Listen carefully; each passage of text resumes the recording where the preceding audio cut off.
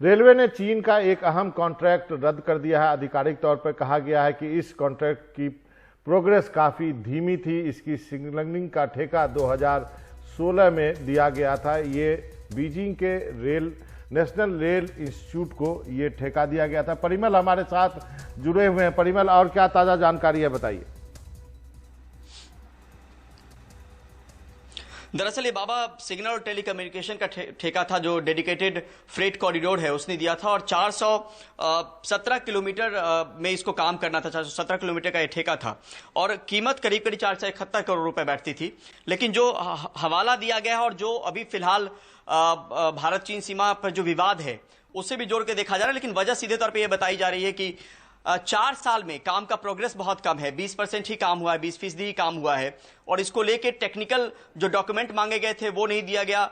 जो ग्राउंड पे इंजीनियर्स होने चाहिए थे या फिजिकली लोग होने चाहिए थे, उस तरीके से वो मौजूदगी नहीं थी। लोकल बॉडी के साथ वो मिलकर वो काम नहीं किया गया, लिहाजा काम का प्रोग्रेस नहीं हो रहा था। उसके हिसाब से ये कॉन्ट्रैक्ट जो है वो कैंसिल किया गया है। लेकिन 2-3 चीजें और जोड़ना चाहता हूं बाबा इसमें, क्योंकि चीन से जो भारतीय रेलवे का संपर्क और संबंध है वो बहुत जगह जगह पे आपको नजर आएगा। वो चाहे कोई कोच अगर बन रहा हो तो उसमें एयर स्प्रिंग की बात हो, ब्रेक की बात हो, ब्रेक कंट्रोलिंग सिस्टम की बात हो, शीट की बात हो, जिस बर्थ पे हम लोग बैठते हैं उसको लेकर फोम की बात हो, तो तमाम चीजें हम आयात करते हैं और उसमें बड़ा चंक चीन का ही होता है।